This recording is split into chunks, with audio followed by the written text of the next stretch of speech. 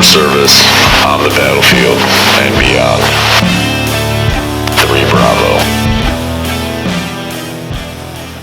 All right, what's going on, everybody? I'm Liam Cogan. This is the Veterans Benefits Breakdown. This is the 3 Bravo podcast. This is the wrong order.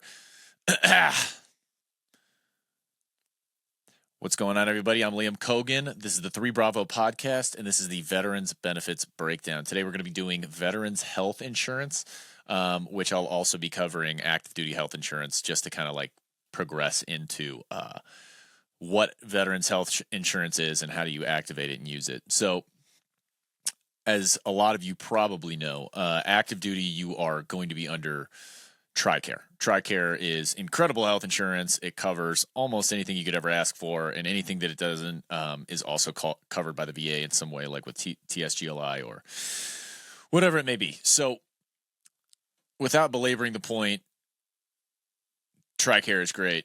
It applies to your family while you're active duty. Now, when you get out, you're going to be moving into another bracket. So, if you retire, you're going to maintain that eligibility for TRICARE. If you are a reservist, you're going to be under TRICARE Select, which you have to pay into. But it's still like a nominal fee compared to what you'd normally be paying for healthcare, because healthcare is crazy expensive. Now, when you're getting out of the military, here is like kind of your first step as a veteran if you're not going to continue getting TRICARE because you didn't retire. So if you got out early, you didn't retire, you didn't get medically retired, your healthcare is going to look a little different than TRICARE. It's still going to be VA backed or DoD backed, and in a way, it's VA healthcare, but something that you can apply for while you're getting out to maintain TRICARE for a small period of time while you're getting your VA medical disability squared away is CHCBP. So the Continued Healthcare Benefit Program is an intermediary for service members that you can use between military service and post-military service if you're not going to be receiving TRICARE still. The difference between this plan and general TRICARE is the fact that the service member will have to pay a premium quarterly for a single person, and like $1,800 something for a single person and $4,000 something for a family. So it's still expensive to kind of make that switch, but if you want to maintain that healthcare benefit while you're transitioning, getting your VA medical stuff squared away, which will change that, will change your healthcare status. This is a good medium step. It works for 90 days of coverage, at which point you should be able to, and you can extend it if you have to, but that should get you into the VA healthcare system. So VA healthcare is for former active duty and reservists who completed an active tour. So active duty, if you served active duty for, I believe it's 30 days, or if you're a reservist and you were activated for a legitimate tour at any point in time, you are eligible for VA healthcare. If you have a disability rating of over 50%, your healthcare will be free in perpetuity, and I guess it's not in perpetuity, but until your rating changes. If you go below 50%, you will have to begin paying for healthcare. But they will still cover you. So if you're below 50%, you'll need to make co-payments, but the VA healthcare is still better than something else you would go and get. So making co-payments for different procedures or whatever is still going to be more beneficial than going out and getting another form of healthcare. Now, if you get a new job that covers healthcare, take it. If you're 100% disabled, you're also covered for dental. So that's kind of the threshold for dental. Or if you had a service-connected dental condition, so, some crazy thing happened to your jaw, your teeth, your mouth. If you're service-connected for it, you'll still have dental then, regardless of that 100%, 50% threshold. So to determine your eligibility, it's just like I said before, 60 days. It's 60 days of continuous service, and you must have been covered under TRICARE. So if you had TRICARE, you were covered, and you had 60 days of continuous service, you deployed as a National Guard unit or a Select Reserve unit, you'll be covered. Otherwise, active duty, 60 days, pretty regular stuff. And then basically those are your healthcare options as the veteran. Okay, so you yourself are looking at VA healthcare. Your family is not going to be eligible for VA healthcare. Your family will be eligible for CHAMPVA if you're 100% disabled. So, or if you're a surviving spouse so you're basically looking at like a surviving spouse, child, caregiver of a veteran,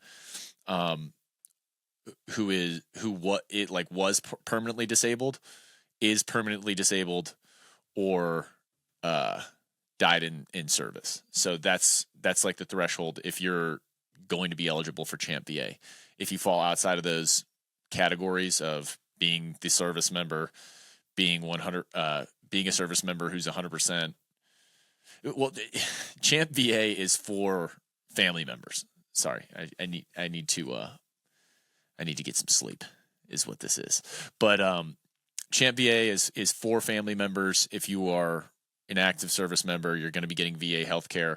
They'll be getting CHAMPVA. Now, CHAMPVA is good, but it doesn't cover everything. So a lot of people will choose to use CHAMPVA to, supplement a less demanding, a cheaper healthcare plan that will kind of get your family full coverage.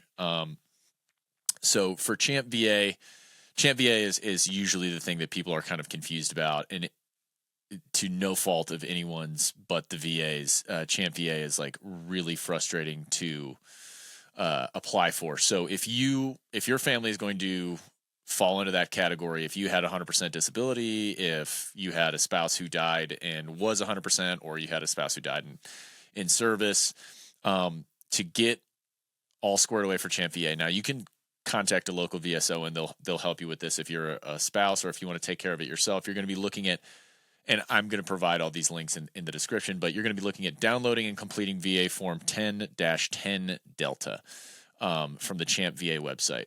You'll attach all the required documents, so VA disability rating letter, marriage certificate, and you're going to mail the completed application to CHAMPVA Eligibility Office, P.O. Box 469063, Denver, Colorado 80246-9063. I will provide that information in the description. CHAMPVA can be a really great healthcare for families, especially if you need to save some cash, because they do a lot. You can get a lot through CHAMPVA. So here's like a small list of what's covered with CHAMPVA.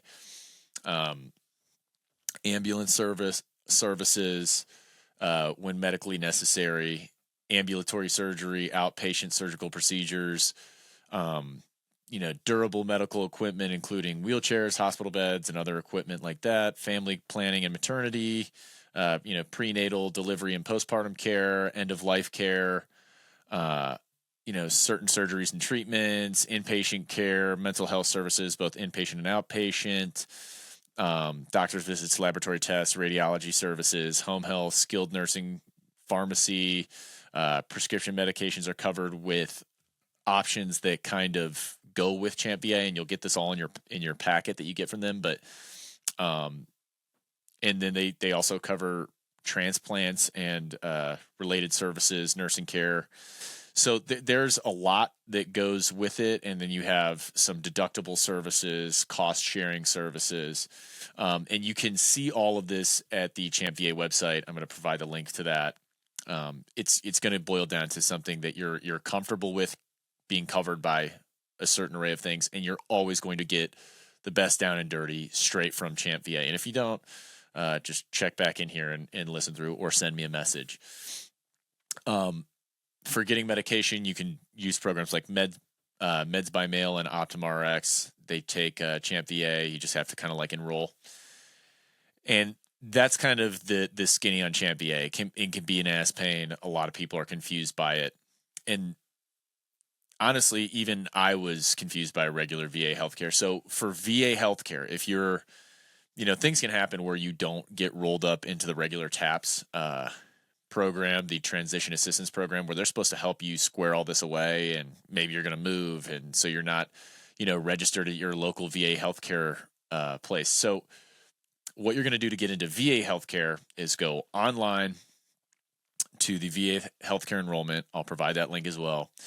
And it'll say that you can apply in person. I would highly recommend you go online, call them, make sure you get enrolled in as your local VA healthcare center needs to be changed to your chosen VA healthcare center. So if you move, you're going to need to call and make sure that they're tracking on your move.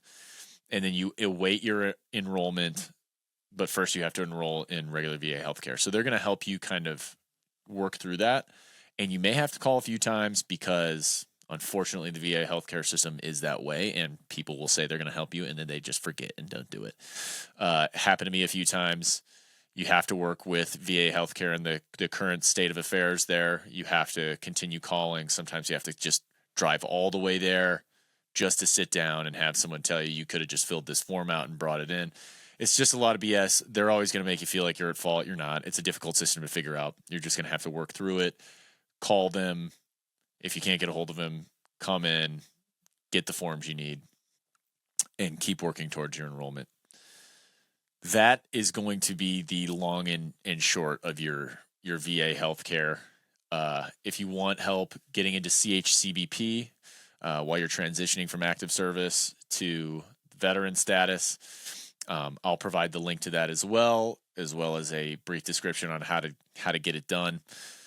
With all of these programs, resilience is key. So the frustration will happen.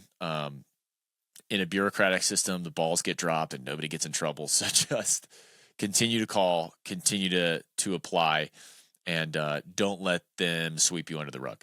That is going to be the best gouge I can give you for that. I'm Liam Cogan. This is Veterans Health Insurance at 3 Bravo. I'll talk to you guys next time. Out here in protest, you must have fled at some point, right? So if you find that deal unacceptable, you're a little up your own ass. But I don't know. I just think in moments like these, people forget about reality and just lose their minds over shit. And seems like a pretty good deal to me. Doesn't really matter to me either way. It's just what's happening. So the Houthis, as you know, we've been tracking for a few weeks now, are also dialing back their I don't know what you're going to call them, but their attacks for peace in the Middle East. They've been ruthlessly attacking civilians and civilian vessels, commercial vessels in the Red Sea, and they are finally back to being named a terrorist organization. So it's crazy that after everything that was going on at the end of the Biden admin here, nobody had the wherewithal to just say, hey, these guys might be terrorists. They're constantly attacking civilian and commercial vessels. Should we potentially look into that? And no one did. So the Biden admin took the Houthi organization from being a terrorist organization in 2020 and then downgraded them to, an organization of interest, of cultural interest. And then they got upgraded to a somewhat hostile seeming cultural organization of interest. And now they're back to being terrorists because they were terrorists the whole time. They didn't just change over Biden's admin and just get really full hearts because they loved him so much. So with them dialing back in the Red Sea, because that's what they said, their contingency for stopping their acts of terror was that there had to be a path for citizenship, and the displaced Gazan people need to be able to go back. Palestinians need to be able to go back to Gaza. If you think that is their only motivation, they're like, they're pretty hardcore. They said that's what they were, waiting for, and that's what they did. Okay, just see it from their eyes. Don't be a sheeple. Look at what they did and look at what's going on. They saw a way out because they were being harangued by our military and the Israeli military, which couldn't last for very long. They saw a way out, and they were like, "Oh, well, they're doing what we said they needed to do for us." They're taking it. They're taking the out. Understand that that's what people do all the time, especially in the Middle East when we have these different conflicts. Is they say something and then they take the out as soon as they can get it. Moving out of the Middle East, that's kind of what's going on. So these peace talks are going to be going on for a little while. We're seeing hostage exchanges, but if things don't continue to go well with the hostage exchanges, things are going to get right back to where they were. It's seeming like Israel is cooling off a little faster than I thought they were going to, but we'll really see in the coming weeks. So in China, just like we were talking about earlier, they're advancing their technological military construct, and they're introducing new generation, the first 6th generation jet. They're getting legitimate practice coming off the tarmac on their goddamn. You can forget every word, but it's always going to be, for me, it's always the one that I want to say. So they're basically their aircraft carriers are getting like legitimate practical use at this point. So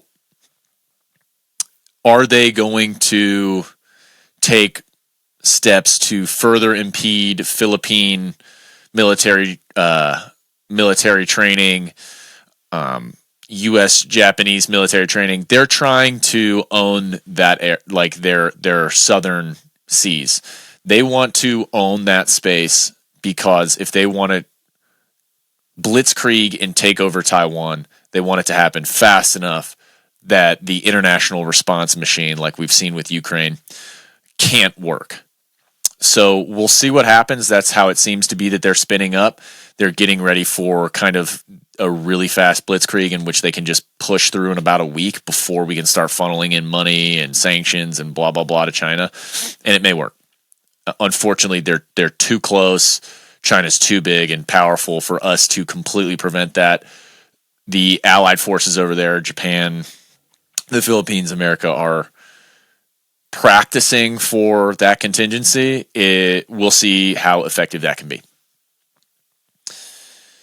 Also, talking in the CONUS military news, there's a lot of talks in our immediate NAFTA ally space that Canada may be able to resurrect their military from the dead. So if you weren't tracking on this, Canada's military has essentially flatlined in the decade of Justin Trudeau's incredible leadership. They weren't spending at the NATO's advised 2% GDP spend rate on their military, and it shows. Their recruitment is terrible. Their retention is completely mismanaged.